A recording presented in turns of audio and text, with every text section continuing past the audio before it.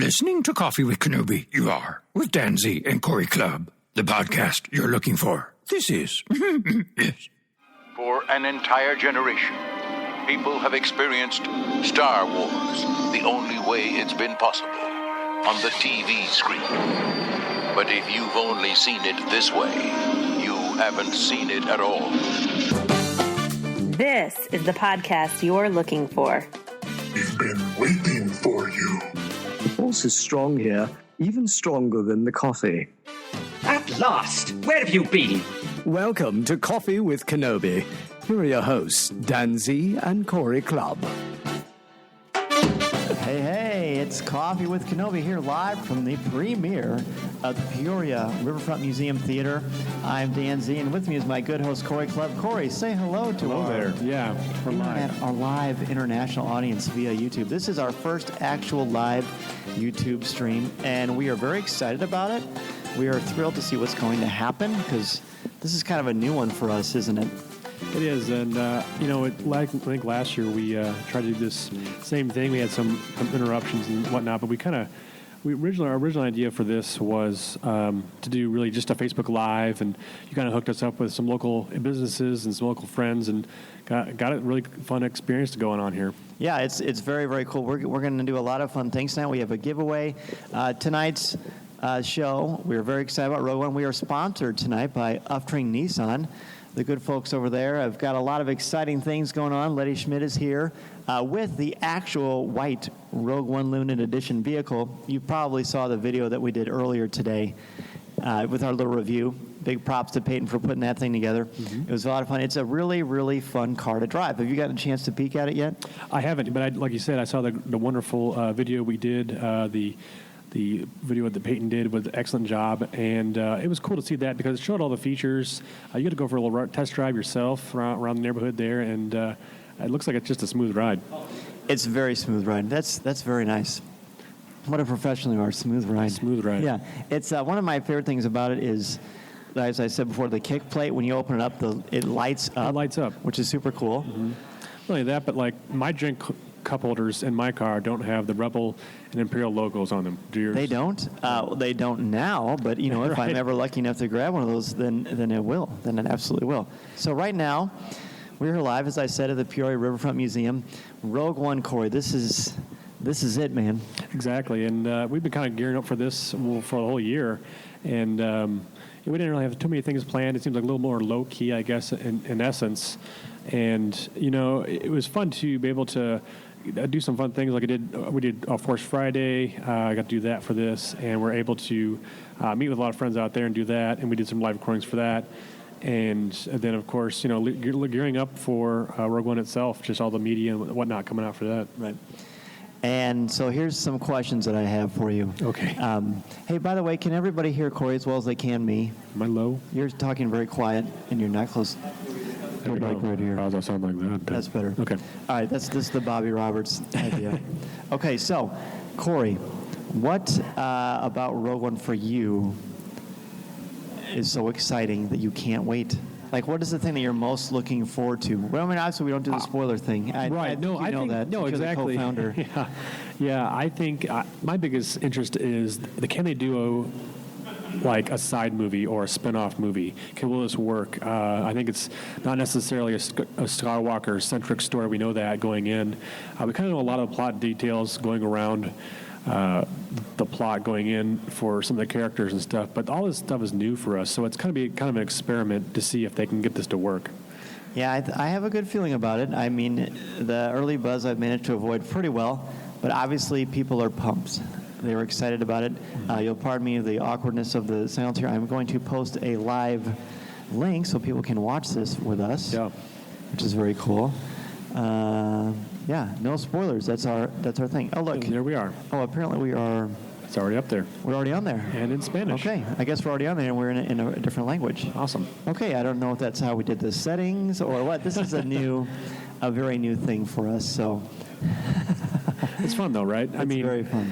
Well, the other thing, too, is, like we said, a lot of fun experience we've had so far leading up to Rogue One.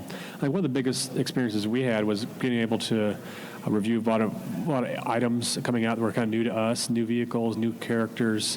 One of the coolest things, Verizon sent us these VR goggles that were kind of the new technology of the 2016, 2017 era. And it seems like technology is moving that way. And they sent us a Samsung phone, and you got to try it out, the 3D VR, like Star Wars Rogue One mission. And it was kind of like a 30-second demo of what they kind of have in store for the Oculus headset. And they're gracious enough to send us one of those. We got to try that out. And my kids tried it. They had a blast with it. You tried it. It was fun. I think that's kind of the new experiences, I think, what Star Wars is going for.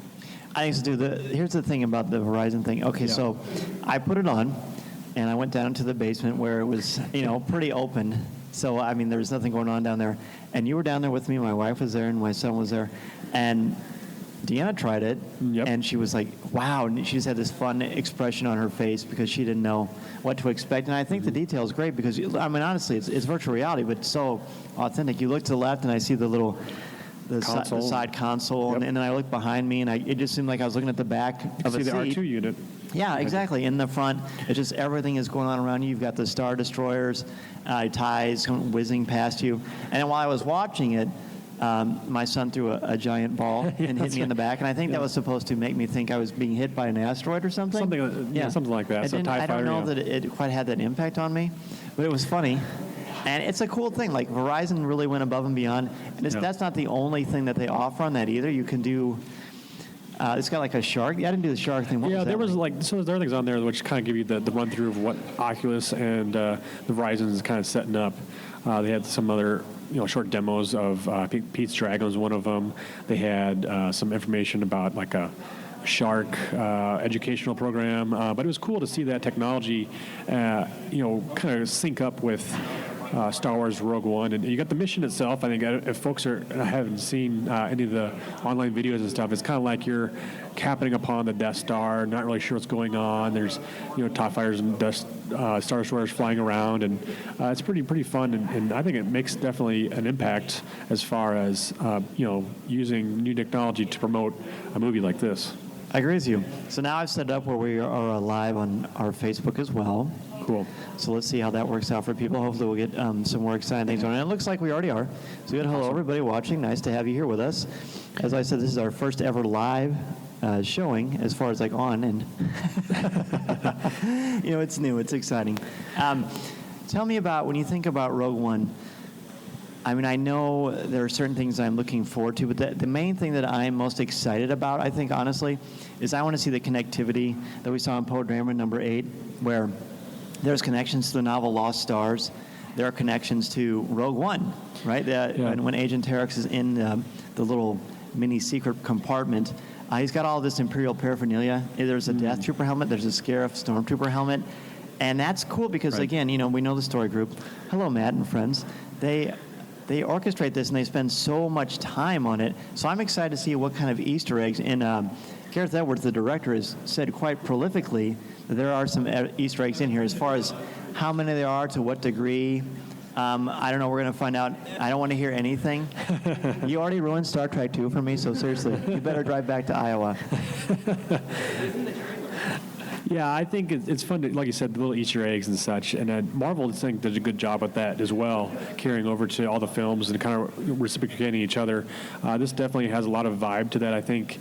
Definitely has, from the trailers we've seen, the teasers and stuff, we've seen the kind of the Episode 4 look. It's got the grunginess to it, the darkness to it. The characters are all kind of fighting for something, right? And so I think we get that feeling. That I think that's what nostalgia feeling is what they're going for. Yeah, and I think for me also the electricity of knowing that I'm seeing the Death Star again, and the Death Star is always something that captivated me from A New Hope. Whenever Han and Luke, I mean, basically the movie's in 3 acts, kind of anyway, and when they are in the Death Star and Han and Luke have their Stormtrooper armor on, and they're just going through those big hallways and the trash compactor and just the design of everything. I was always so enthralled by that. Rebels is obviously taking on that look. Yep. And their Star Destroyers. And we're going to see a lot more of the Death Star than I think we've ever seen, if that's possible. And I am thrilled for that. Like, that's crazy to me. That's the thing, too. Like, the Death Star has always been that central kind of figure, I guess, for the Episode 4. And that was, like, the main reason that they're doing what they're doing with this and their motives.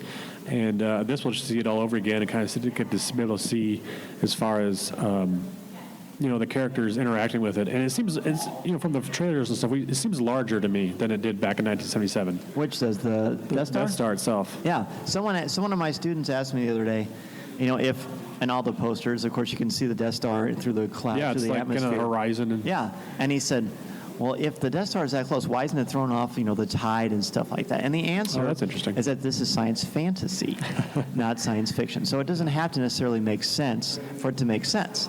Although I do appreciate the analysis of that, and I believe later in the show we're going to talk to the Peoria Riverfront Museum's planetarium expert and guide, and she's going to tell us a little bit about kind of the science of Star Wars. Again, if you are out in the area, we are at the Peoria Riverfront Museum in Peoria, Illinois, sponsored by Upstream Nissan. We have the actual Rogue limited edition vehicle here for you to look at. It's a gorgeous car. I talked about the kick plates. We have a lot of keychains to give away. 1 in 1,000 has something special that you can get with it, which is super cool. There are posters. There are little sticky tattoos. What is that called? Tattoo? Yeah, not real water tattoos. Water tattoo, Water tattoos? yeah. Is that a thing? Okay. You should get one put on your forehead. Yeah. Oh, I have one. Yeah, you want a keychain? Yeah, we've got a lot of keychains. Hey, Scott, did you get a keychain? Attaboy. Yeah, you're welcome. So, just perks, that's all. There are a lot of perks here. There are a lot of perks when you go to the museum for Coffee with Kenobi. What are some other things that kind of go to your mind as far as like what's going on in the world of stars this week? Did you get a chance to watch the premiere, the live stream at all? I know they've had it in LA and then they had a premiere on Monday in London. I did, yeah. I watched a little bit of it kind of here and there, and I didn't see anything. It seemed like every time I got on to watch it, it was like cutting to commercials or kind of showing the ambiance of the crowds and stuff. And sure. But I did see some of the highlights, photos and stuff afterward. They interviewed a lot of the actors. I did see one with Cassian Andor's character. Forgive me if I forgot his name, but the actor was very emotional, I guess, getting the part and being in the film. That is his name. Right, the actor's name. Yeah, Diego Luna. Diego Luna, that's right, thank you. And he was very appreciative of being a part of Star Wars and being just in the film in general. I think for him as an actor, it's a big franchise to be in part of. I think a lot of the actors are very gracious of being a part of such a big world. How do you feel, as a quick interlude, how do you feel about looking at yourself while you're talking? I don't like looking at myself. I'm a beautiful man, but, well, there's only so many touch. If I look at you, you turn to stone. Is that how that is? That is a different mythology, okay. but I do understand the trying to tie everything together. That's a nice illusion. Thank you. Speaking of that, today in the local area where we reside, in the Peoria Journal-Star, we did an interview early in the week for them, talking about our show and how we started, where we're at now and kind of where it's gone from there. What are you doing? I'm trying to screenshot. Oh, screenshot. Oh, look at that. Something fancy. And so they interviewed us. It was really fun, about a half hour. And then we went later to there, and we went and got some pictures. Photo shoot. And so we knew we were going to be in the newspaper. What we didn't know is that we made the cover. Yeah, that's funny because we were gracious enough. They approached us, the entertainment section, wanted to interview us, just local. I think it was fun to be able to sit down. We sat in a coffee shop of all things, and we were able to just talk for a couple hours about what we did, just enjoying the local scene, I guess, and kind of some of the routes we got started and whatnot. And they posted it last night, and this morning was in the print. So. There was our Samoan mugs on the front cover. I do love the article. Is really awesome. They did a wonderful job. And we appreciate that so much. The picture. Hey, it's my wife has had so much fun with that, and I appreciate why, because it's just a different one, but it was funny. It's cool. I mean, a lot of people like it. I'm sure it's caused great humor for people. And well, here's the other thing too. There's an actor known as The Rock, and he has a not so flattering picture of himself way back when. And I know what you're talking about. All celebrities are kind of getting those, and he has fun with it too. I think it's appropriately enough just to laugh along with it and have a good time and just keep on rolling with it. Is one of us The Rock in this? I'm The Rock. You're The Rock? If we're splitting things up. You're more like a roll. Hi, Aaron. Aaron texted me. Hello, buddy. Good to see you. Wish you were here with us. Aaron, of course, our host of Rebels Reactions. And I'm sure that the things that are going to happen in Rogue One, we hope, will have ramifications from Star Wars Rebels. And I'm pretty sure Aaron is going to want to talk about that, so make sure you check it out. We also have Lattes with Leia with Amy Ratcliffe and Dr. Andrea Letamendi. Yep. Is a wonderful show, doing a great job from their own point of view, and they're intelligent. And we got Jeff and Matt doing comics with Kenobi. Absolutely. You want to hear everything about going on in the comic book universe of Star Wars. Those two are as good as it gets. And then we have our originals, Legends Library, with Randy and Luke. Yep. And they look at the different books from the Legends line, which is, of course, not canonical, but it's where it kind of set the stage for everything. Mm-hmm. And it's almost like a big canvas for them to pick and choose from. And it's gone very, very well. Well, Dan, I'll ask you a question for Rogue One. We talked about this earlier, and we were able to, just sit around and talk before we came over here, and we were talking about, how it will kind of go as far as Star Wars will go in the mythology of how it kind of ties together. Not everybody is clued into what's going on as far as the storyline and whatnot. Can you talk a little bit about that, maybe? I can, but I'm going to take a brief interview here. Our good friend David is here. He's with the museum. He was gracious enough to have us here. And David, welcome to Coffee with Kenobi. Yeah, thanks for having me. Thanks for being here. So what has this experience been like for you getting ready? I know you were here for The Force Awakens, and I know you had the good fortune of seeing Rogue One already. What does it mean to you, like as a Star Wars fan, being able to be a part of something like this? Oh, it's my favorite part of the year. The whole museum, we're all space geeks with the planetarium here, so we get excited. As soon as this Star Wars is over, we'll be looking forward to Episode 8, so it's definitely my best part of the year. Awesome. And what kind of response have you had from the community as far as knowing? I mean, you've got the gorgeous IMAX stand there, and I mean, there's a lot of energy associated with this film and this franchise, and you've got such a beautiful place here anyway. So it's a great way to see the film for the first time. Yeah, we've definitely become a place for families to come, especially that these movies come out during the holidays. It's a great place to bring grandma, grandpa, all the kids. You can see the museum, but then there's also a family-friendly movie to see while you're here. Right. So I don't want to know spoilers, but is it family-friendly? It is. It's not as family-friendly as The Force Awakens, but yeah, there's nothing that you wouldn't want a kid to see in it. It's just not as family-friendly as some of the others. It's good sci-fi fun. Fair enough. And people watching, and we were practically breaking the internet, I can see. But he looks just like Matt Martin from the Story Group. Do you know who Matt Martin is? He's one of the people in charge of tying the canon together. And also a handsome fellow. Yeah, there you go. Yeah, well, hey, David, thank you so much. Be sure to come out. It's going to be playing here for a month? Yeah, a month. January 12th is the last day. And awesome. he's got 2D and 3D here, so that's a big deal. Yeah. All right, well, David, thank you so much for being on Coffee with Kenobi. Yeah, thanks for being here. You bet. Our pleasure. So you had just said something to me. I did. You'd asked me about mythology. Well, I mean, yeah, it's interesting because you can easily tie in, an episodic, if you want to call them episodic, film into Star Wars mythology and tie it into the Skywalker story and the other characters obviously mixing in that. How would this tie in as these characters? I mean, we have yet to see them, but how would you figure that in as them being kind of side characters, or how would that ancillary? Shakespeare kind of do that? Yeah, well, I mean, that's the thing. Are they side characters? I mean, for this movie, they obviously aren't, or nothing would propel the story. But, I mean, as of right now, we don't know how it all ties in, so I'll definitely answer that after, because I'm interested to see how that ties into it. But I think it enriches it because we see that it's not just about people with lightsabers who are active Jedi Force users, or like, the big bads of the universe.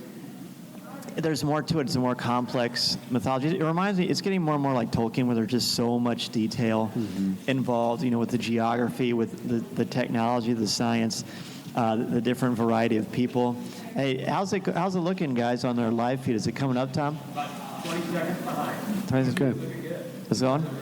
Well, thanks. Yeah, thanks. Well, our wives styled our hair. Thank you. Thank you, Deanna and Holly. I did my own. Oh, you did your own? Well.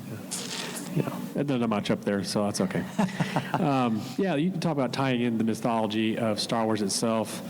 I think it was interesting, too, is, people always talk about, this happened at Episode 1 or Episode 2. What we'll see at this, will this bring big ramifications to the central saga itself, I wonder? Obviously, it leads up to the sequel to this film, is Episode 4, A New Hope, Star Wars A New Hope. So I would think so.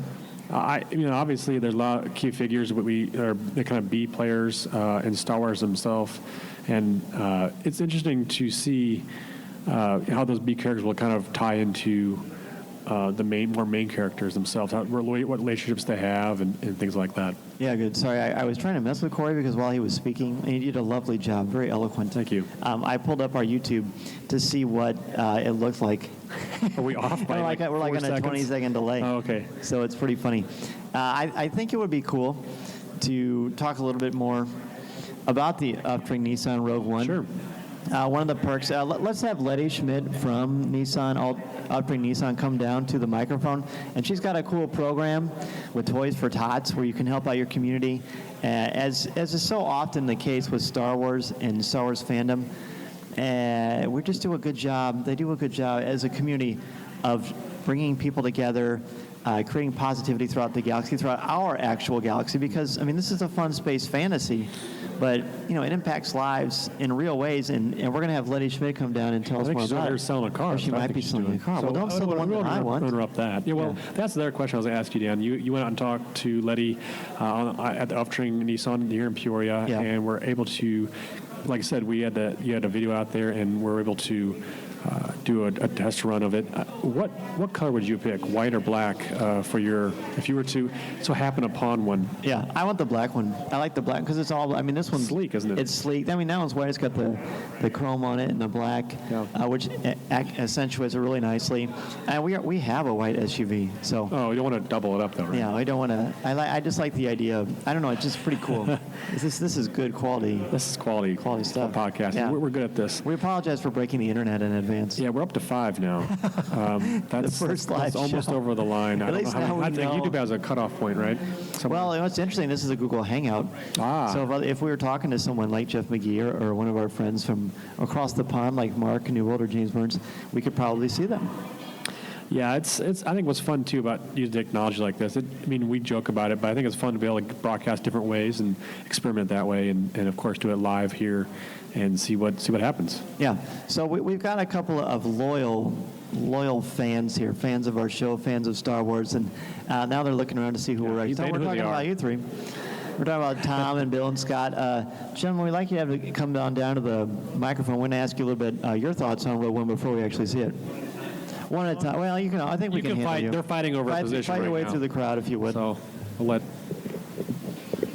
Go ahead and introduce yourself, sir. I'm Scott Nafziger. Scott is he's been on Coffee with Kenobi a few times before. You sat in my studio at one point, didn't you? Yes. The luxurious studio. I love there he is. Yes. There he is. You're on the live feed. A face for podcast. Yes, you do. A face for podcasting. So, Scott, you as we were coming over here, you had mentioned that, of course, you're excited about this because you're a Star Wars fan, but you don't know much about this film at all, do you? I don't know anything about it. And is that good or bad? That's very good. Now, do you think was it marketed differently, The Force Awakens, for you? Because you're a fan, but you're a casual fan. You're not a. Well, I take it back. I saw the trailers. Does that count? That does count. Okay, I do know a little bit then by the trailers. Okay. I think I intentionally stay away from it though until the movie comes out. Then I can make my own judgments about it. Sure. Well, I think that's the way to go. The setting is in space. I don't know if that's. The setting is in space. Corey, I don't know if you just speak. You need to talk. Some of it has been already ruined here. That's right. Yes. Thank you, Aaron. Aaron came all the way from Iowa to be here, which is super cool. Aaron, come say hi. Come be on Coffee with Kenobi, buddy. Aaron is a former student of mine. Aaron, without spoiling anything, because it's kind of his nom de plume, tell me what is it that you love about Star Wars and why you're excited for Rogue One? Well, I grew up with it. I mean, I grew up with it. Episode 1 came out when I was only 5 years old. I didn't get to see it because my dad wouldn't take me. But eventually I just grew to love it. He showed me all the original trilogy, and I've been hooked ever since. Right. That's absolutely. Star Wars. That's right. We've had a lot of good conversations about the wars and Star Trek and things like that throughout the years. You showed me it can be used in the classroom. That's right. It can be used in the classroom. Thank you for the plug. I will send you that check very soon. Again, we are sponsored by Upbring Nissan. We have Letty here from Upbring Nissan, and she is being paid to come to the Coffee with Kenobi stage. Letty, Welcome to the community yes, stage. welcome to the show, Letty. Thanks for being here. I feel like this is coffee talk. It is Coffee Talk, Kenobi. Welcome. I had said to our listeners earlier, we talked about what Offering Nissan is doing and Nissan is doing with Toys for Tots. Can you tell everybody about that? Some of the things that Nissan's doing for Toys or Tots is they are actually having a campaign. It's going to start on Saturday and run through Sunday. And what they're going to do is if you donate a Star Wars toy, you can do it right from the comfort of your house. It's on the Amazon website. If you go to our Facebook page, which is Uftring Nissan, and you can probably share that on your page, and I'll share that. Absolutely. If you get on there, you can get on that link. If you get a Star Wars toy, Nissan will match that donation with another Star Wars toy. Which is amazing. It's a great thing. See, that when we talk about Star Wars fans help the community, the 501st is great. Nissan, Uftring Nissan is this incredible thing going on. And the video was released today. Peyton did such a great job on that. It was fantastic. Yeah, well, thank you. He's excited. And we talked about it on the show last time. So tell us kind of what the response has been when people come in and look at this thing. Do they say, I don't want to go by that one because Dan likes that one? Or how has that been working so far? The black one, nobody wants because Dan wanted it. So nobody's taking it. I'm just joking. No, the response has actually been fantastic. Some of the different things about that Rogue, like with the black roof rails and the blacked out wheels, people have been coming over here all night taking a look at it. Is it for sale now? It is for sale now. How much? How much? Make Dan an offer. Yeah, make me an offer. Make Dan. That's not enough. That's not enough. Hey, worth a shot. Exactly. People can make Dan an offer, and we'll go from there. That's right. An offer that I can't refuse. That's another mythology, another franchise. So Letty, when you and I met, you're a huge Star Wars fan. I am. When you found out that Uftring Nissan was going to sell a Star Wars car, what went through your mind? I got very excited. I actually have an 8-year-old son, Joseph, and when he found out, he's like, Mom, we don't need your car anymore. Why don't you get one of these for your daily driver? Don't drive the Xterra anymore, drive this. And how'd that work out? I'm still driving my Xterra. Well, he went with us on the test drive. He did. And it was fun talking to him about Star Wars. He said his favorite movie was The Force Awakens. It was. And he has his Christmas program. That was a good movie, but I've heard this one's better. Oh. I've heard rumors that this one's better. Well, we are rumor free, see. so we will just have to wait and see. We're in an hour and 10 minutes from seeing it, and now I think Corey is getting revenge on me because when we had our live show at Star Wars Reads Day, I had to stop and go run it and follow my son around, and so Corey kind of had to walk the rope for himself. I'm over here looking. And he's looking at the car. What do you tell? The car's nice. Tell Letty what you think about the car. But remember, what do you think of the car? You need the microphone. This is a podcast. Interview me now. Yeah, so I think I looked over the car, and we were just talking about how much we can't think of any other products that have Star Wars included, like so much as a brand of Star Wars itself, and it transcends different products, different marketing, merchandise. I mean, I think last year I don't think they had anything necessarily that was Star Wars centric so much as this, and Nissan has kind of blown it out of the water for us. It is. I was going to say, I know from an automotive manufacturer that Nissan is the first one to do anything of this kind. That's true. And that's what, I mean, we had obviously the wonderful opportunity to do stuff with Disney and Lucasfilms, and no other car manufacturer has been able to claim that. It's cool. I can't wait to talk to Steve Sansweet and see. I mean, he has the world's largest Star Wars collection. I mean, I think, and I've been to Rancho. I know he's got room for one of these. I can help him. You can't have his black one, but you are welcome to take this wonderful white one right here. That's right. And Steve, it comes with a cup of coffee, so that's exciting. It would come with a cup of coffee. I will provide you with a cup of coffee. There you go, deal. Well, Letty, thank you again so much for being here and bringing this incredible vehicle. I can't wait to see what the response is going to be. It's going to be huge. People are going to walk out of the theater all fired up, and they're going to see this. So I'm excited about it. Yeah, we are too. Thank you so much for being on. No problem. I appreciate it. Absolutely, Thank you. absolutely. Well, let's bring Do you have to come back? He has to come back. Well, speaking of come back, Tom Gross. Come on, Tom. He's no stranger to this show. He's been on a few times with us. As we say that every time. I'll go ahead and get him. Thank you so much again. Thank you. You're welcome. Right? Oh, it was. Oh no, that's not good. We got Jeep Patriot now, but if only we had that. Yeah, I know, it's pretty cool. So Tom, you're a radio guy. You're a Star Wars guy. Hey, there he is. What a handsome devil. What are your first impression of the Rogue? This car is so cool. There's so many little treats in there. When you open up that driver's side door, you have the light. I don't know what they call it the kick plate. The kick plate. It lights up with the Star Wars logo, and then over on the passenger side door, do you see that emblem? That medallion that's like attached to the door. Yeah. It's so cool. I took some pictures and. Check out Twitter and Coffee with Kenobi because I attached it to that. Oh, some great pictures on there of this car, and then you open up the hatch in the back, and you got Star Wars there, and just a lot of nice little Star Wars treats. Right, and to be fair, that's the only thing that is sort of not incognito because I think you could maybe. I mean, the medallion, as you call it, is on the side. I don't know if it's a medallion. You can't wear it around your neck. No, but the car wears it like one. Yeah, there you go. Well, on the side when they have like the lights, my wife says that's like the car's earrings, which I've always I thought that was pretty awesome. Yeah. So, but on the back it has Star Wars on the bumper, and it's hard to miss that. But that's okay. It's cool. It's super cool. I was sort of hoping she would let me drive it to the museum. That didn't work out, but hey, nice. Yeah, I can test drive it again. Ride. Yeah, it's a cool ride. You know, I started telling you this on the way here when we were talking about like the excitement of the day and all the fun stuff that goes on with an opening of a movie. And this morning I was sitting with my daughters at breakfast, and we were I was playing the Star Wars soundtrack, and I got to thinking, gosh, it's been over 30 years that I've been like listening to this music. Yeah. And it becomes new over and over and over again. And now we get a movie that fits right into something that we already know. Amazing. Like we joked about at dinner how, they've already released the poster for the sequel to Rogue One. I mean, come on.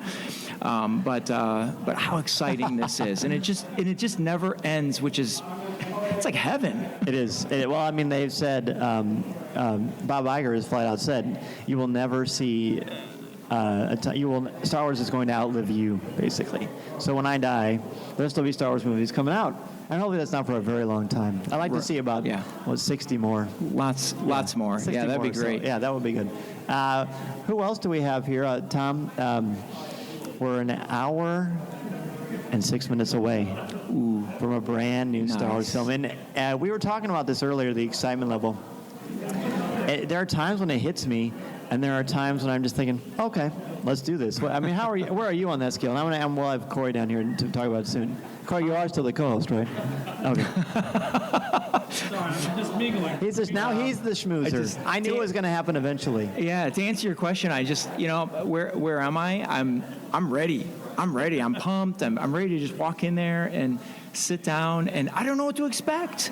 It's not one of the core. Right. And we haven't had anything other than the core, so I don't know what the intro is going to be like. I don't know what the music's going to be like. So there's so much to look forward to. But I tell you one thing, when Corey sits down here, I want you guys to put these glasses on. Oh, yeah. And I want to see what these look like. I need to snap a picture so that so we can see what these are. Hang on. Yeah, well, David was kind enough to put the glasses here. So, David, thank you for showing us this. But these are the options they have for 3D. We've got this right here, which is, of course, the Stormtrooper 3D. Let's try it on. Photobomb. Oh, see, Letty's got them too. Corey is the Rebel. There we go. Oh, I didn't get you. Oh, sorry. Smile. All right. For those of you who are listening to this 4 years later, we are wearing sunglasses. This is 3D we're glasses. wearing our 3D glasses. Yeah, there's another one, too, that's pretty cool. I'm going to do that. Switch over to the dark side. Mm-hmm. This is the new trooper that I think the most excited about. These are the Death Troopers. The Death Trooper. Don't I look scary? You look kind of scary. Scarier than usual. Got like little this is like the lights. there. Hasbro's kind enough to send us a number of exciting merchandise. And the Death Trooper when they speak, these light up green. They're super cool. Oh, that's nice. These are nice. These are nice collectibles to have. And Star Wars, as you know, is quite awesome when it comes to collectibles. And there's been a lot of cool stuff that's come out for Rogue One already. Yeah. Well, we were just talking about this last week. Oh, cool. We talked about this last week about new stuff coming out as far as the next wave of figures and merchandise, and we kind of were taking our little trips around the stores and whatnot here and seeing new things. Anything that's caught your attention? I mean, the AT-ACT. That's on your Christmas list. That's on my Christmas list. Yeah, that's right. and it's amazing. You know, we talked about this before. It's actually on sale for $100 less on Walmart. It's $200 now on Walmart.com. I saw that. I was like, wow, I still can't You're not buy changing that affiliates, are you, from Walmart, Target to Walmart? No, we're still offering Nissan. Walmart is not sponsoring the show, but no, it's a beautiful thing. I would just like the fact that I can't wait to play with it with my son. I mean, honestly, this is one that I would open up and I wouldn't even think twice about it. That's interesting because, the other thing about it too is like the technology has come so far, as far as them not walking, and then back from 1977. Yeah. Did you have the AT-AT? No, that's the one collectible that I've always wanted. I've never had. This one is my brother had the one. This one's the upgrade. Yeah. Are you okay with that? Am I okay? Yes, I'm more than okay. I mean, the old one might not be as malleable and have as much playable value because I'd be more worried about it. I know. It's exciting.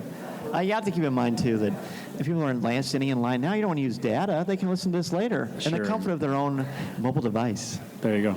Yeah. So this is the thing I wanted to ask you about. Sure. And this is the thing I've really been thinking about.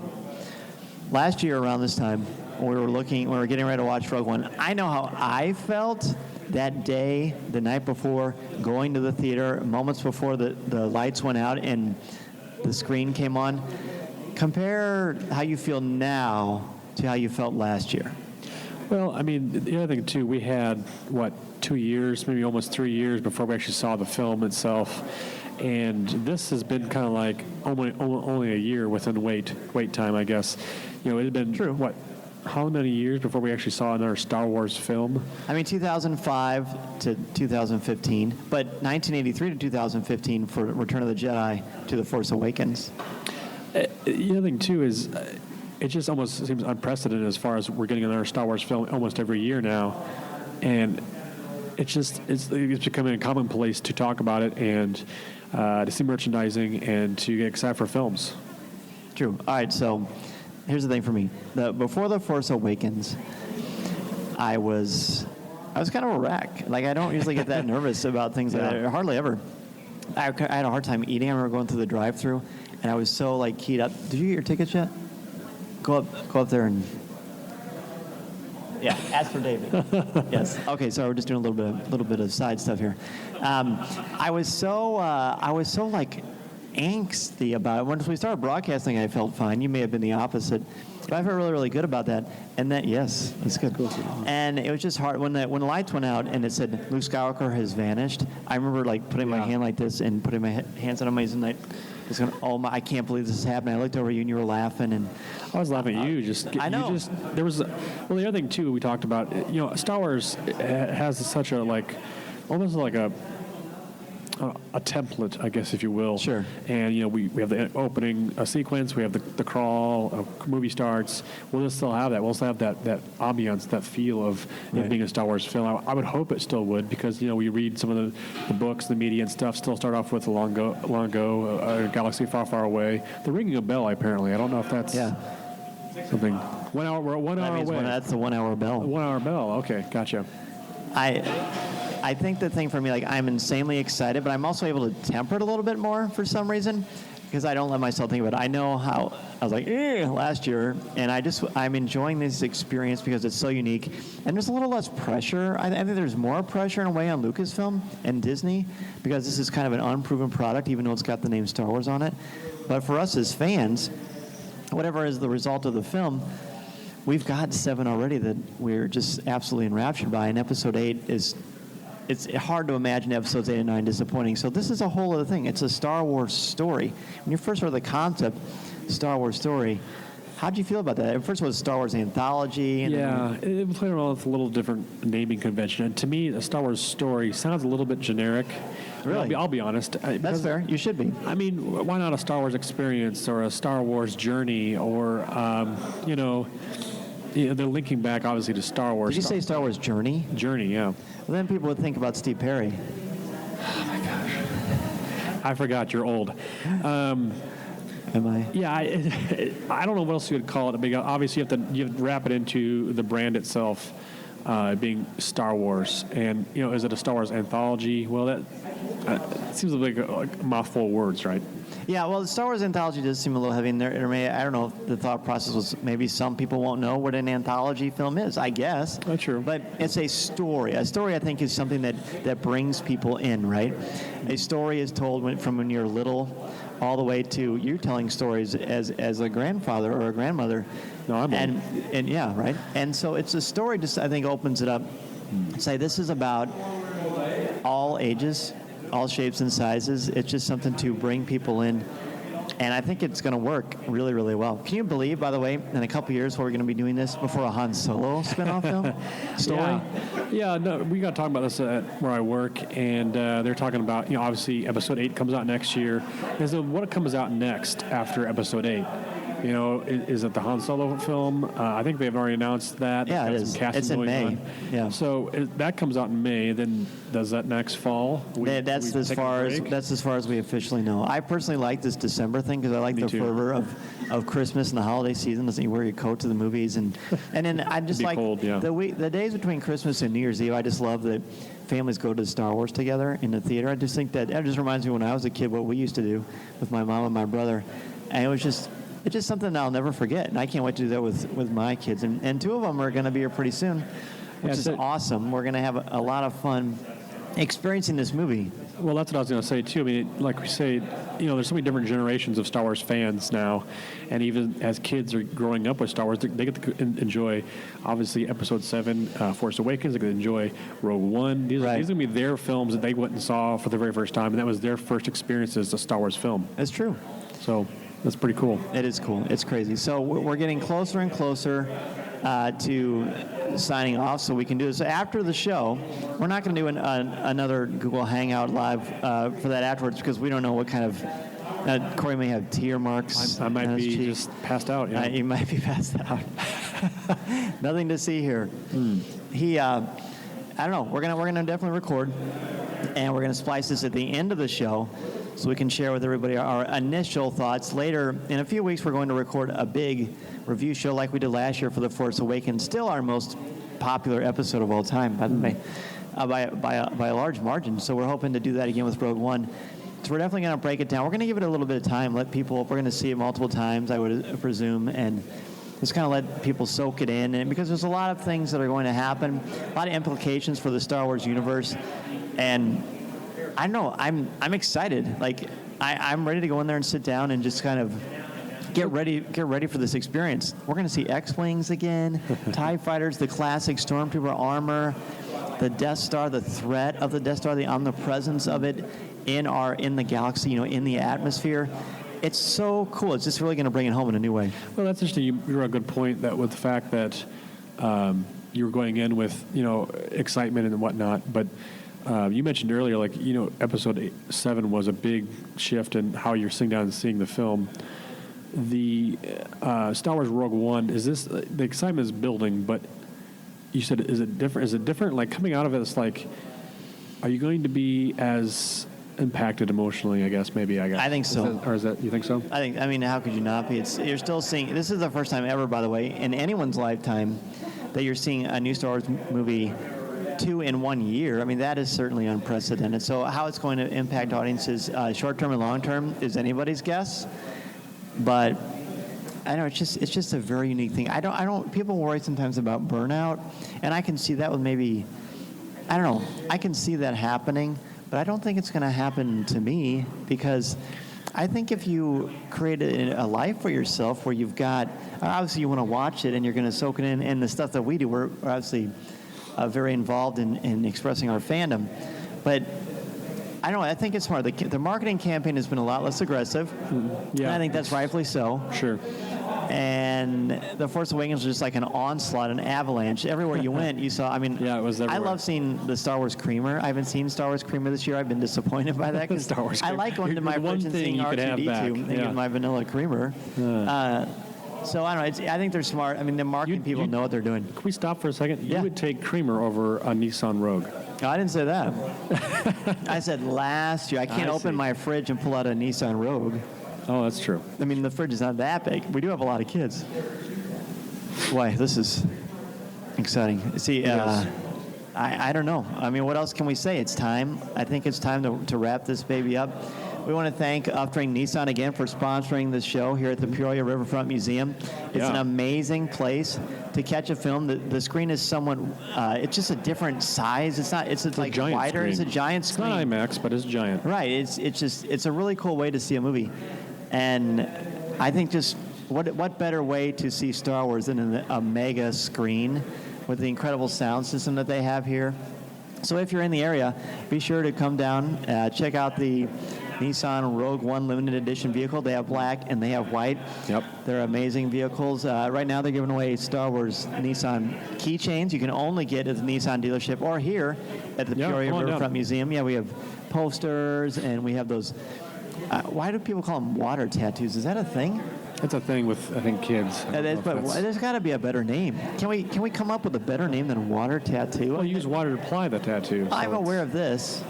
Anyway. I don't know. Anyway. Riveting. This is good stuff. So I hope everybody enjoys the film. This is our last actual broadcast before we see Rogue One. Next time we come back, we're going to have a lot to talk about, dude. Oh, absolutely, yeah. I mean, we got a lot of fun things lined up for the end of the year. Yeah. We got some fun guests, some fun excitement going on with. We're going to kind of lined up for like the post Rogue One conversation. Sure. Yeah. So we hope everybody enjoys the film. Thank you so much. Thank you again to Upstream Nissan for sponsoring this show here at the Peoria Riverfront Museum. Thank you again. Thank you very much. Appreciate it. Yeah. Thank you for coming. You guys are awesome. Oh, thank you. Thanks. Thank you. We're honored that they sponsored this segment for us, the show, and it's great. Just being able to record and have the road. I mean, I can't imagine ever a time when we're going to be able to record with a Star Wars car in the same room with us. Probably, I wouldn't think so. This is rare for sure. I mean, even if we did both get one, I think that's in the contract, right? I don't think they fit in our car. We don't. She's not listening right now, but. Oh, okay. We'll have to tell her. We'll break the news to her later. I'm sure her sales manager would totally approve. Yeah. It's reasonable. I think it's reasonable. Maybe a ride home. That'd be. Yeah, it would be nice. So thank you again, everybody, for tuning into our very first ever YouTube live event. Now we know we can stream like this, and I kind of dig it, man. It's fun. You can dig looking at yourself. It's okay, though. So this is Dan Z. And Corey Club. From Coffee with Kenobi, again, brought to you by Upstream Nissan. Thank you so much for joining us. Enjoy Rogue One, and we will be back after the break to talk about our initial reactions to the film. Thank you, everybody, so much. Enjoy the movie.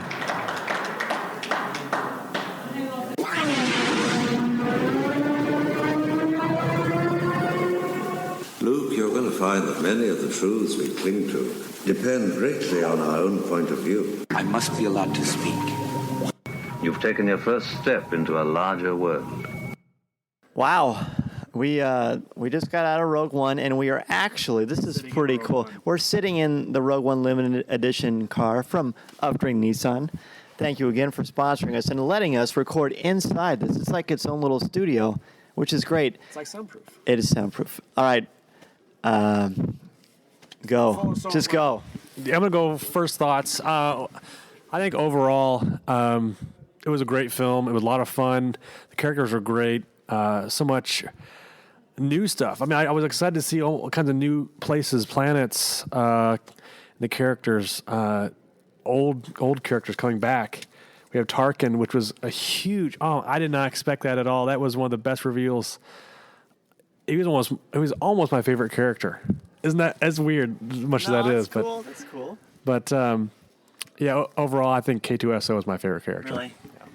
Before I jump in, we have Tom's back with us, and then my brother-in-law Bill is here, and he is definitely an insider and a movie aficionado in front of and behind the camera. So it's awesome that he's here. But Tom, go ahead, man, take it away. I turned to Corey. I sat next to Corey during the movie, and I as the credits were rolling, I was speechless. I have to admit, maybe got a little misty-eyed at just being overwhelmed with everything that came at us over the last 2 hours, from some great cameos from characters we know and love to surprising new characters that just made us laugh. We fell in love with them in such a short time span. We came to maybe even have a little hatred for some people, or even deeper hatred for some characters. It just did everything that I had hoped it would do. I really am kind of speechless and trying to absorb it all, but it was phenomenal. Can we just back up a minute and just say this might be a podcasting first, because Dan and Corey, Coffee with Kenobi, are sitting inside a Nissan Rogue One. That's probably that nice warm sound you get, like a studio sound. You're sitting inside a Nissan Rogue One, inside of a museum, with the line for the next movie wrapping around the car, waiting to get into the 9 o'clock show. That has to be a podcasting first, a Coffee with Kenobi first. Yeah, for sure. And that beautiful studio sound is the Nissan Rogue One from inside this wonderful interior. And we were just trying to figure out if it has reverse neutral drive and hyperdrive in this car. That's the only thing. Okay, well, just wanted to set that stage again, because that's pretty incredible. So tell us, your initial thoughts before I jump in here. My initial thoughts on the movie is, wow, let's just agree that this movie went there. This movie is a tremendous addition to the Star Wars canon. And for me, being my generation, when I saw the original Star Wars, it was called Star Wars. And when you guys saw it, your generation, it was called New Hope, or it had expanded into New Hope. 1981 it changed. 1981. And so this movie, I think, satisfies both of us. It makes the original 3 Star Wars pictures even deeper and more meaningful. This is definitely an expansion on the franchise, and I think a very, very good one, because this movie went there. It will satisfy any Star Wars fans the things we want in the movies, and it goes a little deeper in some ways. It's a very spiritual film. It's a very action-packed film. It's a standalone film in many ways, and I think the audience for this is, again, I think it expands, the age, as we've aged with the Star Wars franchise. I think this satisfies a very broad audience. Well said, all of you. If I had one word, if you said, describe your reactions or like what this movie's about, I would say the word is sacrifice. And there's just so much power in this movie, and I'm assuming that if anyone is listening to this, they've seen the movie, but we're still going to respect the spoiler thing and not hit all the major reveals until a few weeks later, as originally promised. That being said, it, like you said, Bill, it went there, and it's very textured. It's not mythological almost at all, which I found fascinating, really. It does expand this canvas of the Star Wars galaxy uniquely, because now we have real texture. Now it's not just about Skywalkers in a particular group. There's no names, quote unquote, that do incredible things. Without them, there is no Red 5 Luke Skywalker blowing up the Death Star. The way it's explained, and I am actually kind of speechless, because I don't know what, like you said, Tom, this is what everything you expected. I don't know what I expected, and I don't even know if that was it, but it was better. Do you know what I mean?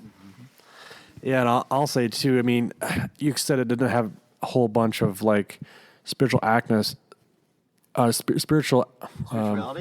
to it. There was a lot, I guess, in some sense, but not as much as we've seen in other Star Wars films, I think. But the aspect of love, like I said, sacrifice, it's almost,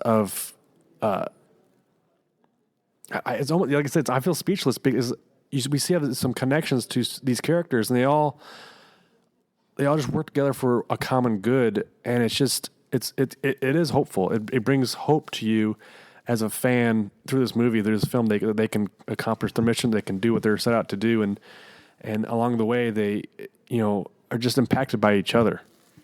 Right. Well, real quick, let's just hit high points and things that maybe didn't work as well for us, just to kind of be realistic. Sure. High points for me, there are many. The reveals of characters that we know and love were pretty special. There were 2 in particular that I really liked. That just was very amazing. Vader was here, and yeah, he is. It reminds me of when we did season 2, episode 1 of Rebels, and we saw Vader in all of his splendor. Mm-hmm. This is it, and he packs a punch. It's hard to talk about this without giving too much away, but I'm just blown away by the texture of the environment. The fact that they took the technology from 1976 when they made Episode 4 on Star Wars, and they made it in there, but made it seem like current and dated at the same time. It didn't feel like I was watching a 70s film, but all of the elements were there. It was there so much. Gareth Edwards' attention to detail absolutely blows me away. And I haven't even talked about the characters yet. The thing that I keep going back to in my mind, I mean, there's so much, but as we're sort of sitting here and letting it all out, I'm just kind of curious if anyone else was just hit hard by all of the different settings in the first 15, 20 minutes in the movie. I mean, how many different places did they take us in this? That kind of blew my mind. And I want to kind of address what Corey had said, and I completely agree that you leave with this sense of hope of the rebellion, and we learn sort of the origins and where some of these people came from and who they were. But leave no doubt, at the end of the movie, the Empire is powerful, and so it just sets up that Episode 4. And was it you, Corey, or maybe it was your dad that said, I want to see Episode 4 now. I want to turn around and just let's go there, because this just ramps right into that. If it's even possible, A New Hope feels different, but in a good way. Like the fact that R2 ends up with the plans, and you know what went into that. I mean, I know it was intense. They talk about in the opening crawl of the original Star Wars that there was a small band of rebels, and now we've seen it, and my goodness, it just makes how they all come together in Star Wars so much more powerful and poignant. A small band where one feels like 100. Yeah, exactly. Yeah, it definitely gives a lot of weight to A New Hope. I mean, like you say, it's time to see that movie again after seeing this one. And I think without, let's just talk about the movie structure for a minute without giving anything away. Like you said, in the early going of the movie, there are a lot of different settings and places it goes. There is a prologue to this movie that explains an origin of some of the characters in this movie, which sets you up into their world, which we know in the back of our minds as fans is running simultaneously to what's going on in another part of the galaxy. The interesting thing about this from a script point of view and from a directing point of view, let's just talk about the tone and texture of the movie. And it'll be really interesting to see what your fans, Dan and Corey, think about this. Without going to specific spoilers, we're talking about the nature of movie and film and how it's drawing them in emotionally. And I think what Edwards has done here, the beginning of the movie is very much a handheld. It's very dark in places, and I'm talking about light and dark and shadows, and it deals with the fractious nature of a growing rebellion. In other words, there's a rebellion against a power, but it's not a unified rebellion, as these things aren't, historically speaking. And there's different ideas and different things going on. And like you say, we go to all these places and just see a band on the run, basically. And then there's even some, considerations. Do you keep the band together? Do you split apart? What do you do? And this movie answers, as a story goes, you could almost teach this movie as history. There's some things you can think of many battles, in Western culture, in ancient culture that kind of are reflected in this film. So there's a lot of, actual story in here that, just goes right deep down into the human condition, the human nature, and the nature of conflict itself. And I think they handled that very well. So that's not to go too far afield and say it's still not a movie, but wow, what a movie. Tell me about the cinematography of this thing and sort of how, just from a filmmaker's perspective, what did Gareth Edwards do that is going to make this film stand out for a long time? Well, I think you're right. I think it has a very intimate feel at points where it needs to be intimate, and it's very handheld, and it's very, visually, it's not steady. It doesn't know where it's going. Things shake around. People move around. Things blow up. We go different places. Then all of a sudden, there's a stable moment. Like when the Empire comes in to show its strength or whatever, where it's broad and it's done in wide shots and its scale and scope. And our heroes, seem impossibly outnumbered against that scale and scope, yet they continue to rise like up a ladder every step of the way, and visually as well. You notice the visual changes as we slip from darkness and shadow into more light. Mm-hmm. And as we, go to the different places and climb the staircase. And there's a lot of dialogue that is simply about, you go and you do something and then you figure out what's next. So I think for a lot of fans who, one of the great things about Star Wars is people experience things in their own lives that relate to this movie franchise that they're fans of. And I think a lot of people are in places where they can feel hope within themselves because these characters are stating it as well. Being in the desert, not sure you're going to get through, and we watch them rise up and rise up and rise up and rise up. I mean, this film does go there, and that is the best part about it. It's a very mature film. Mm-hmm. And what Edwards has done here, obviously it kicks his career in Hollywood into high gear, and I wasn't expecting that. I didn't know. I was so pleasantly pleased with this film, the maturity of it. And, like you say, the visual structure and the storytelling of it, that, it's something to contend with. I mean, it shows you that the Star Wars spin-off franchise is just expand it, make the whole thing stronger. And that's great for fans. That's great for these films. It's great for Disney. So, onward and forward. Yeah, it's interesting to me because we're talking about like the tone and things. This did not feel like a Disney movie to me. I mean, we're talking about maybe some of the other things that maybe aspect of the other thing that I guess maybe was a low point for me. I mean, there's a lot of high points, but I think that one of the low points was the music. I think it was a little off. The cues are a little bit off, but maybe that's, like you said, Bill, that unsettled, not sure where it's going rate. The music, I think it was beautiful, but it also in points it was like it would kind of stop or kind of start. And then an action scene would come along, and then it didn't feel like a John Williams, which it shouldn't. It shouldn't. It's a different director, but maybe that's the whole tone of the film. Now I think about it and convincing myself that maybe that's not true, but the whole tone of it was a little bit different and off to me in that respect. Tell me about your high. You haven't mentioned the high points yet. Going in, I felt really comfortable of not knowing a whole lot, and I felt pleasantly surprised about the whole film itself. I kept finding myself going, oh, look at that. Oh, look at that. Look at these characters. Look at these visual effects. Everything was just really coming together. It worked so well.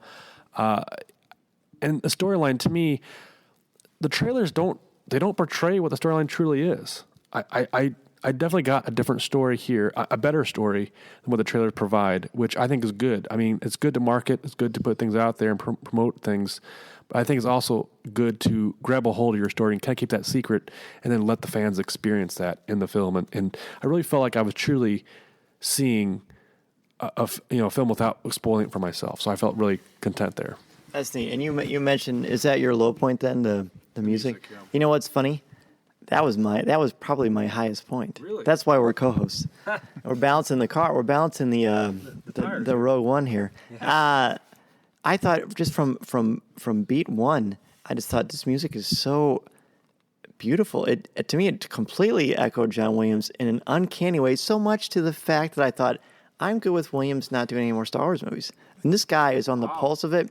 He brought some stuff from Attack of the Clones a little bit. There's a ton of stuff from A New Hope. Of course, The Empire Strikes Back with Vader's theme. And I thought it was so spot on. I thought it was frightening how spot on it was. I mean, I just thought, this is something, like, I enjoyed this score more than Force Awakens. And I love The Force Awakens, but this was just, I don't know. What do you think, guys? Wow. I guess I'm kind of in your camp, Dan. The music fit right along with it, in my opinion, and I felt like it added to the action in several scenes, and it even sort of told a little bit of the story with me as familiar tunes or familiar, I don't know the musical terms, but as some of the familiar lines of music came in, and I would almost make a realization of, oh, that's who that is, or that's what that was, or things like that along the way. I have to say, when I think about a low point, and I know, Bill, you wanted to address the music as well, but if I had a low point, this is going to be really picky because right now it's hard to have one, but the low point that I have is as I was sitting there watching it, I wouldn't change a darn thing about this movie, but I wondered, can I bring my 9-year-old daughter to this who's dying to see it? And I'm going to, but we're going to have some conversations before and after about what she's going to see, and it'll be a great opportunity for fiction and nonfiction and what's real and what's not, and we're going to have some tears. I have no doubt about it.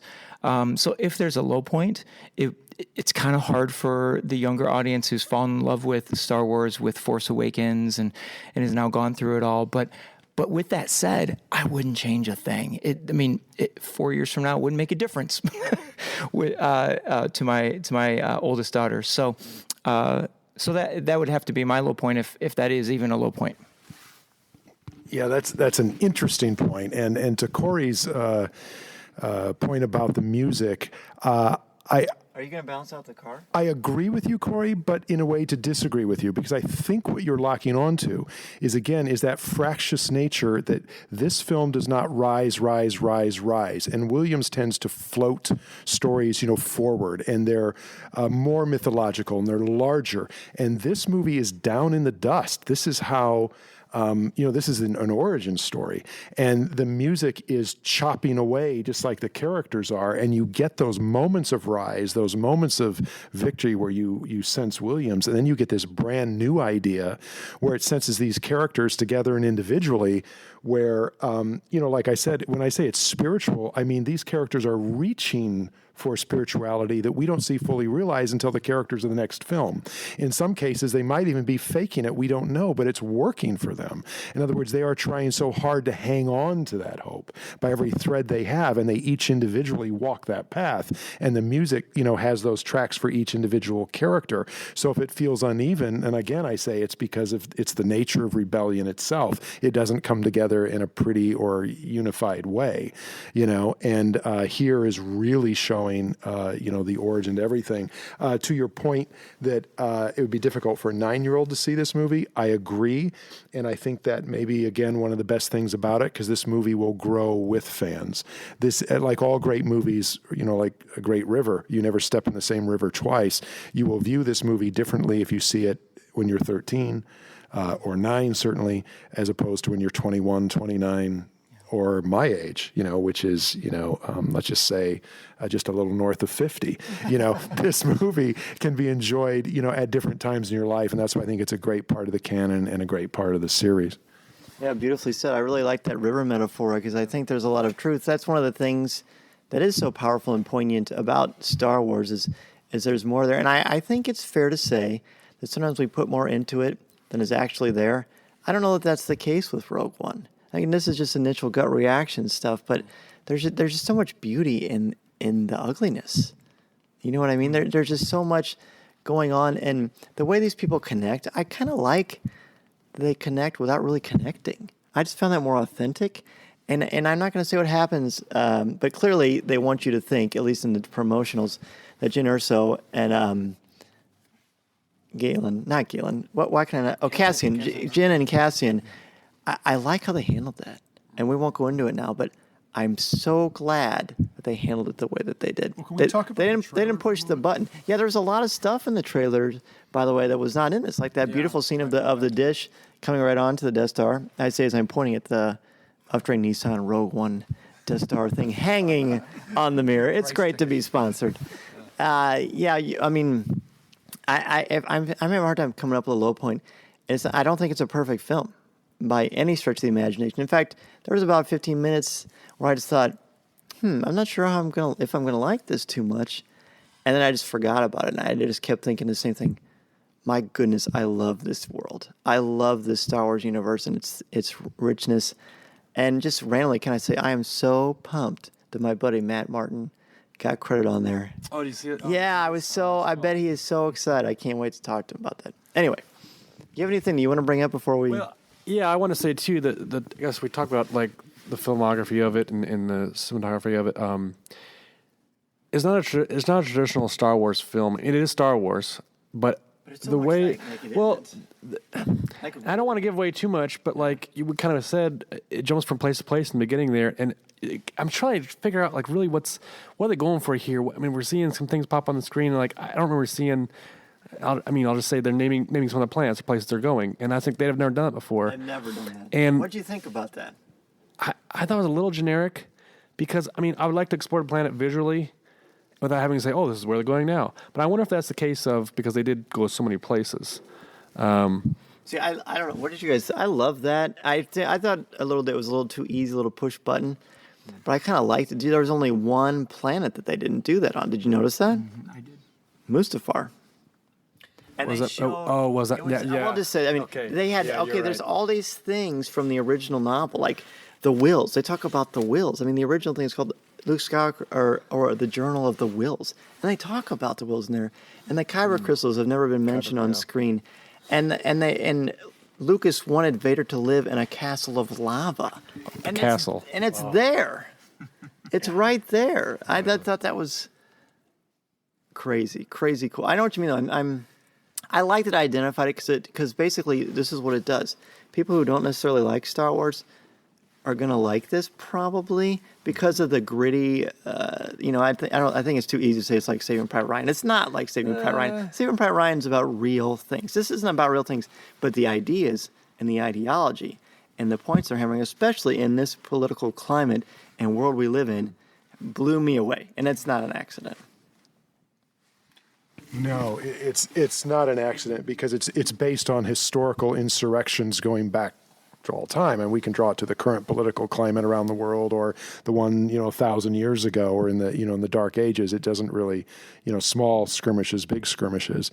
I just think it's interesting that all the characters here are working toward something, and they don't necessarily even know what that is. This is a very mature movie. It's a very well-handled movie. And anyone, like you say, with the Star Wars franchise, anyone who may not be a fan, this film, you have to be a fan of movies. You have to be a fan of history. You have to be an aware human being, and this movie is going to work for you. So in many ways, it's an entryway for people into fandom. Like, obviously, you guys here are all super fans, know every little bit of every in and out of all the canon that there is across many platforms. For a lot of people, and I can tell you my experience of the way Hollywood works. The reason you name the planets is because the duration spent there is so short relatively, because this movie covers a lot of ground. Mm-hmm. They need it to draw people in. They need to point. The characters here do say things directly that need to be said so that somebody new to the franchise, pull them right in. That's right. Pull them right in. And there's a lot of dialogue here. One of my favorite lines was when the line was, basically, if you follow an order that's bad, you're no better than a stormtrooper. These are because these ideas are saying they're walking towards a solution. They're also walking towards a purity of thinking. We have characters here that, there's the rebellion, and the characters that are too rebellious for the rebellion, maybe. And there's all that fractious infighting going on. And how does it meld? And what are the sacrifices made as you get there? It's like, that's real stuff. And that's exciting, for any film, and the fact that it's wrapped up in the Star Wars franchise, in Rogue One, I think, is an achievement in filmmaking. For me, this may be one of the best Star Wars films I've ever seen. And it, like you said earlier, it simply strengthens the rest of the franchise and makes them better. And it tells you the breadth and depth of this franchise, how far it has to go. And it's just on a fast track. It's terrific work by everybody. Screenwriters, I thought they did a phenomenal job. And you can see, like you said, the marketing that goes into this. But this is something different. It's mature, and it's ready to hand off the next Star Wars film to even more generations.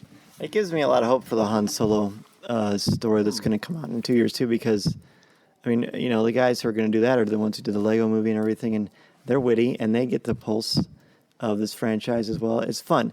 Was there anything else you were going to bring up? Because I want to jump into, I want everybody to name one character that they really gravitated towards and one that they didn't as much as they expected they would. Okay, you want to go first? Sure. All right. Yeah, I originally said this too. K2SO he was great. He was more than I expected, but I also went in going, I like this character, I like the look of him, like the design of him. Did you get the Black Series? I got the Black Series character, got the little Funko Pop of him as well. But the one character I wasn't too sure about was Cassian Andor, and I was kind of like, oh, he's just kind of like a Han Solo ripoff. Not at all. This guy, he really grows for this film, and it's so cool to see that. Is he dashing, would you say? Is it fair to say? He's dashing in his own respect, I think, but he's not there to be dashing. Mm-hmm. He's there to carry out a mission. Right. And you see him struggle with certain things, and he's the one that most surprised me the most, I think. What about... Oh, I guess you did name them both. All right. Go ahead, Tom. The one you gravitated toward the most, and maybe the one that you didn't resonate with as much. Let's see. The character I probably resonated with the most, surprisingly to me, was Cassian. I guess I wasn't expecting him to be quite as much as he was, but he was more. And Corey, you're right. There were some times I thought, ooh, he's kind of the pre-Han Solo kind of feel of a character, but I felt like he had a lot more leadership. Well, I mean, to say Han Solo doesn't have leadership, but Han Solo was a reluctant. He was a reluctant leader, whereas Cassian, he was a leader straight up, and surprisingly, really enjoyed him. The character that I don't want to say disappointed me. I just was kind of expecting more screen time or wanting more screen time was Orson Krennic. I felt like maybe that was because Tarkin was so powerful in this movie. Maybe he just overwhelmed the character of Orson Krennic. Of course, I'm coming fresh off the reading of Catalyst, where he is a major character, and I guess I was just wanting and expecting a little bit more from him. Okay, you guys have to help me out with all the names, knowing the pilot of the ship that kicks the whole thing off. Bodhi Rook, yeah. Because that is a journey in a character, and it's a tough one to write. And like you said, everyone does go to their own corner in this because everyone's coming from their own corner.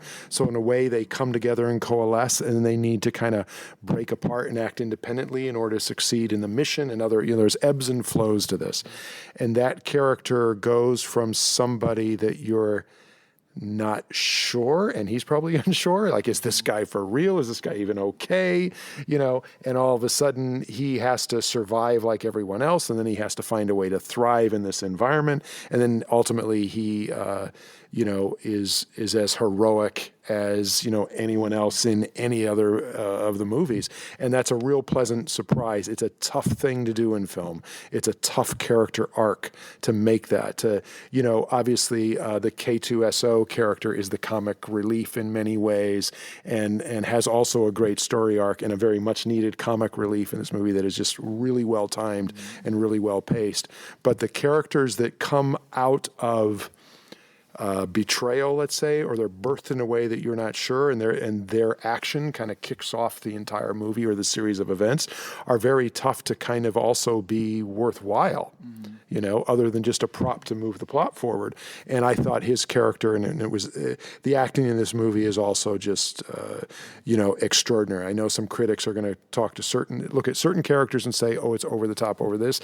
There's nothing over the top about this movie. It's impossible. The backdrop is too big. It's one of the first Star Wars movies you can see where there could be Best Supporting Actor nominations.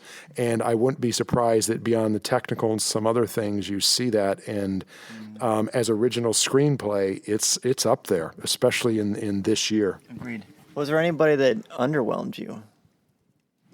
It's okay to say no, of course.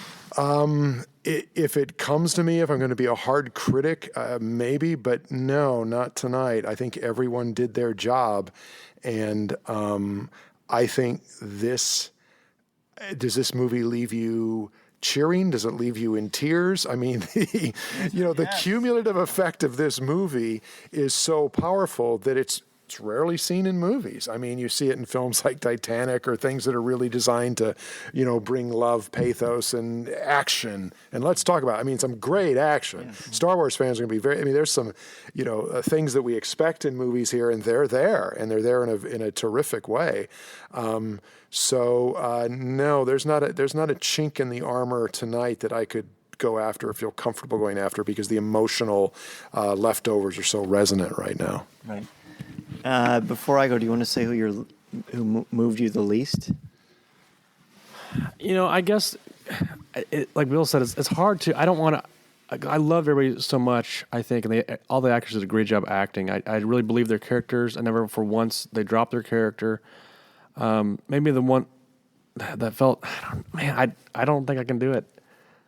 I don't think. Okay, I'll let you go ahead. All right. Okay, where do you think I'm going to go? Go ahead and tell me. I'll tell you. All right. Well, let's go with who I was moved by the most, sure. And I'm going to do a tie. And it's our show. I can do a tie if I want to. I'm going to go with Krennic and Sheridan Inway as the two standouts for me. Okay. Now, I have a hard time through the world of marketing when I'm basically told, without being told, that this is who I'm supposed to like. And I felt that way about K2SO from the beginning. I'm still ambivalent to him. I like him fine, but I don't care. I'm sort of on the fence either way with him. I thought Sheridan Way was going to be forced, pun intended, and I loved him. Like, I thought he would. And the action sequences that he does, and they're few and far between. But wow, obviously that actor Donnie Yen is insane, amazing, right? Yeah. That's someone that you would want to even pretend to tease, right? He's incredible. So that moved me, and I thought Krennic. I love the acting in him, and Callis does give you a little bit more on him, but I thought the way he was used and the way he was a bully and a jerk, but his ambition, which Vader cleverly discusses, I was really drawn to him, and I was at the end. Well, we'll save that for another time. The one that I felt just a little bit underwhelmed by was Jyn Erso. And you know why? And some people get upset about this, and that's fine. You can. It's your proclivity to do so. I like the character a lot. I think I wanted Rey. Rey's strong, and Rey needs people. She doesn't need anybody. I felt like Jyn, she did stuff on her own, but I don't know. I just don't feel like. I don't think she was as independent as I wanted her to be. It's not that she was dependent, because she's obviously her own woman, her own character, and she's great, but I want her to be more fleshed out. Does that make sense? Yeah, I was going to say that too. I guess if I could talk about one person that I was a little underwhelmed about was Jyn, and maybe that was because of the marketing too. Like, it seemed like this was kind of her story, and it was kind of her story, but it really wasn't her story. It was Cassian was as front of stage as Jyn was, and maybe I felt that way too. But I thought that Jyn should have gotten more. Yeah, I guess I expected a little more on her, and now that she wasn't a great actress and fulfilled her role really well, but I think I expected more maybe to her story, but I don't know. I see what you mean though. Yeah. Is that what you thought I was going to say? No, but I'm surprised by it, and I'm thinking about it right now, and I'm going to have to disagree again because in other words, this movie is an origin story on its own, and I think Jyn's origin is less clear and pure in some of the other characters we've seen in the other movies. There's a real ambivalence here. And I think, she walks up to it, and this movie is raw. This is, think of revolutionary patriots at our own independence. It doesn't come together pretty. Not everyone's wearing the same uniform, and not everyone's fighting the same way. And this movie, the interesting thing about the trailer to me, looking back on now, I've seen the trailer for, weeks now, is that tone we hear in the trailer, that alarm that goes off, that alarm that's going off, and you're getting visuals as you're hearing that alarm just sounding that, and it's a heartbeat. It's a call to action.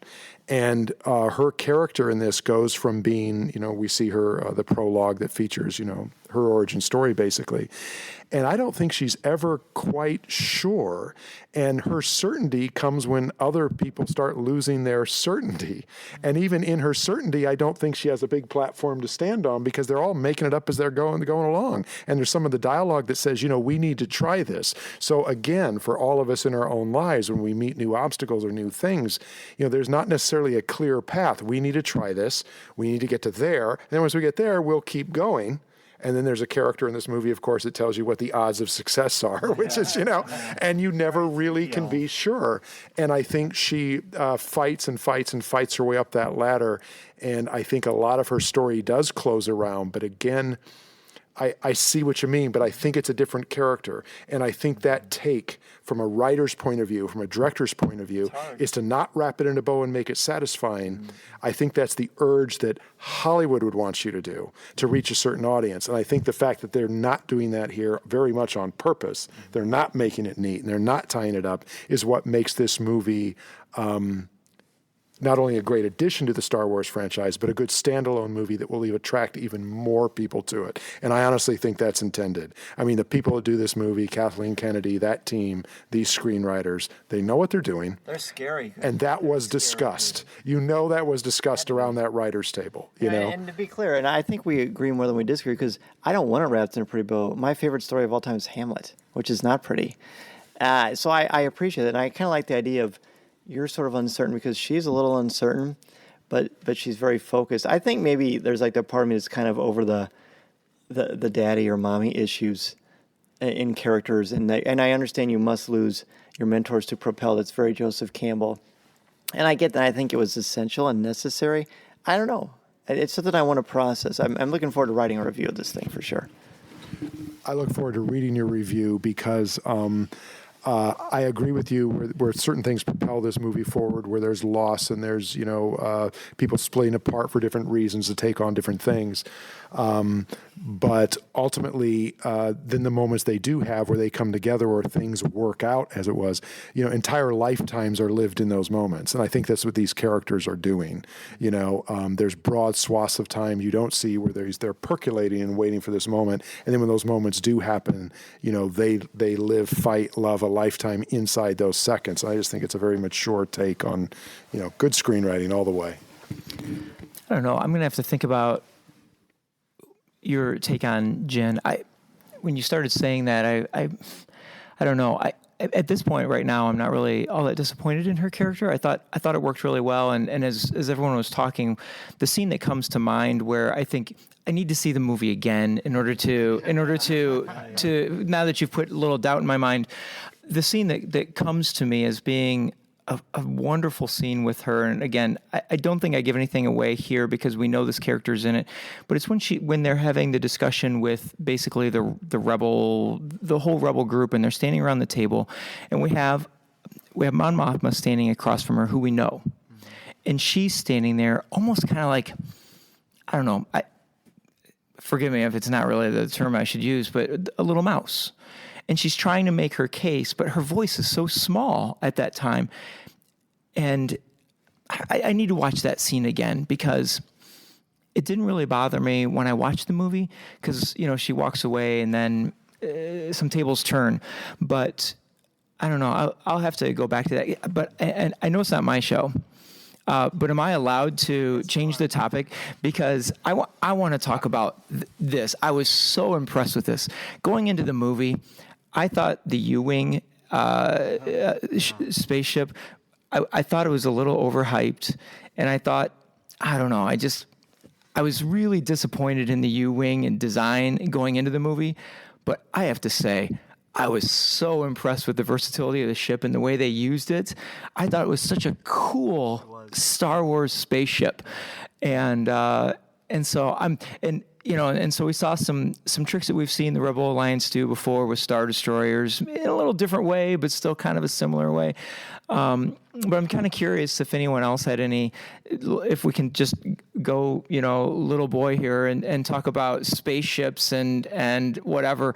Did anyone else have anything that they were really impressed with? Special effects or starships?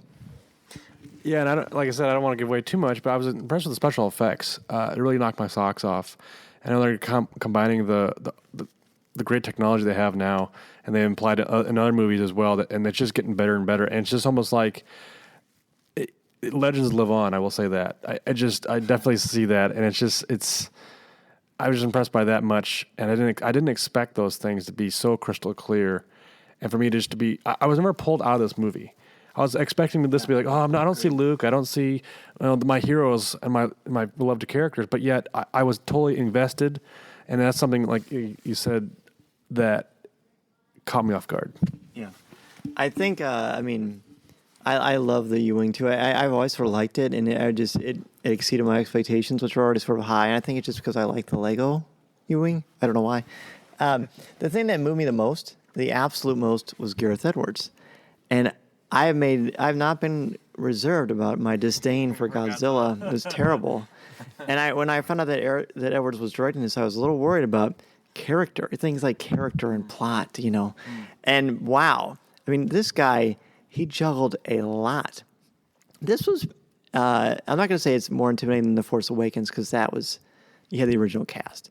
But this was extremely intimidating to make. It had to be. You had to really be passionate and confident and have a good team, and clearly he does. I mean, there's no secret there. I was just really impressed with his ability to make a lot of things happen, but nothing was wasted. And there's a lot of cameos. There's a lot of nods to fans that aren't quite in your face, but they're really nice. And sometimes they can get a little carried away. But I was pleased with that.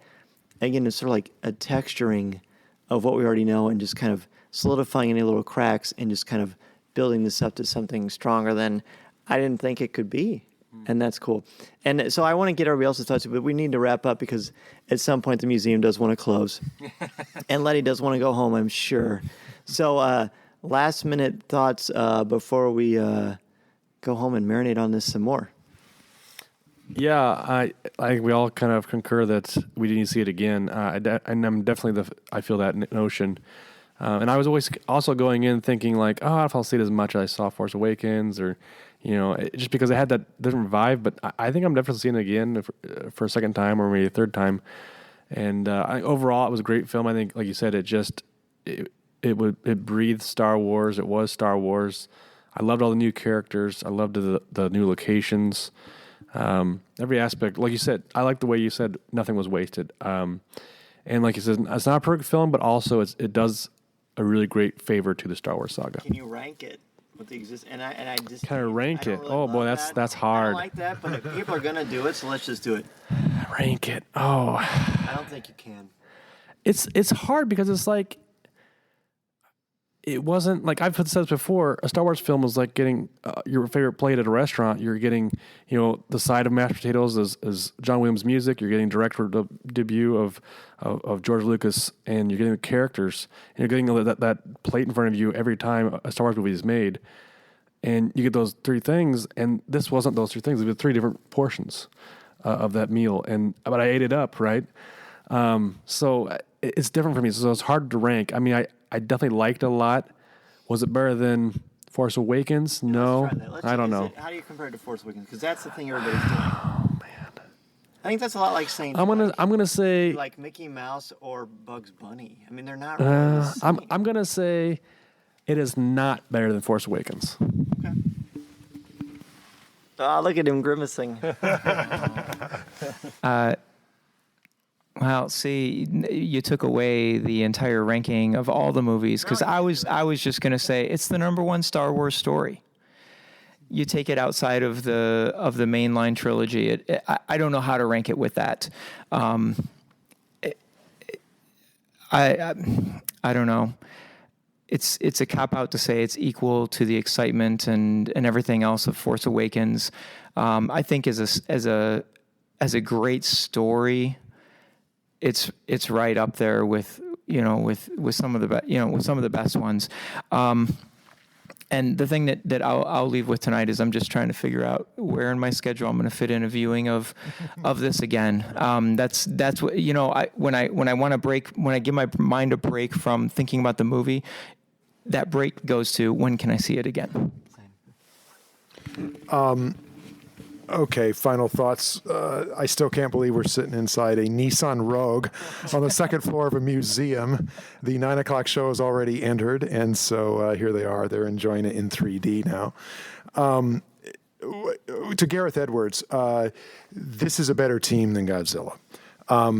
Talent in Hollywood, talent always rises to the top. He's clearly talented, but this is a better team, and it's good for everyone involved in this, and certainly for his career. I'm not the fan of Star Wars you guys are. I am a film fan across a broad range of movies, and I could not compare this to the other Star Wars films, which I love for all different reasons. And the reason is because Rocky is a boxing movie, and so is Raging Bull. There were times in this movie I thought Scorsese was behind the camera. There are times I thought John Woo was behind the camera, and those are all compliments. And there were times I thought George Lucas was behind the camera in the original, Star Wars. And that is a tough act. That is a high bar to jump over. And like you said, this must have been incredibly intimidating for this team, but they did it, and they did it well. But they are different. This is a different movie than the Star Wars franchise, yet it dovetails so nicely into it that I just think people are going to be extremely pleased. And I'm looking forward to hearing from people who aren't fans of the franchise or haven't been introduced to it yet, or a new generation that's going to come in on this vision of it, because there is a change now in the Star Wars franchise, and that's that every movie that happens in the timeline past this one now has a different weight. You will not watch those movies without thinking about those characters that kicked this entire thing off and made their struggles and their heroism and their sacrifices and their journey to allow the rest of the Star Wars franchise to basically begin. Yeah, I mean, you guys are all so eloquent, and it's such a pleasure to be talking about this with all of you, because that's one of the things I've always said about Star Wars. It brings people together, and just the way we have different ways of looking at this, it's going to be wonderful to see what so many people think. I'm kind of in a weird place too, because it is like, I like the Raging Bull Rocky comparison, because they're parallel, but they're not on the same track. Man, we are good with metaphors today, aren't we? It's kind of what we do. And it just moved me in very unique ways that I did not expect. And Star Wars is legitimately different now. The Force Awakens complemented it and sent it to the next level, but it's still Star Wars. This is like, Star Wars is redefined. Like, it legitimately is redefined. And I'm not someone who just likes the latest thing. In fact, it's sort of the opposite sometimes.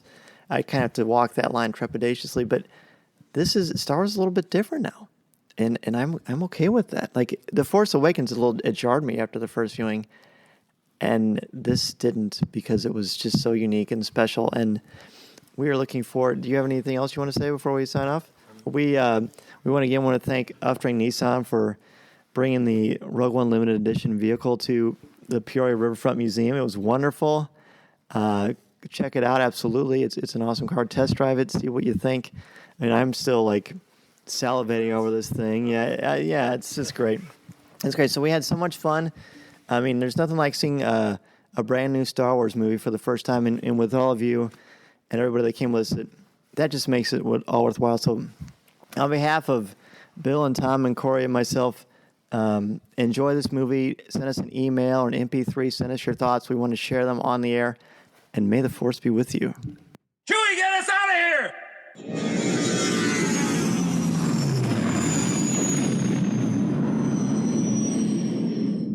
If you would like to respond to our question of the show, have a comment, or just want to say hello, send us an email or MP3 at feedback@coffeewithkenobi.com.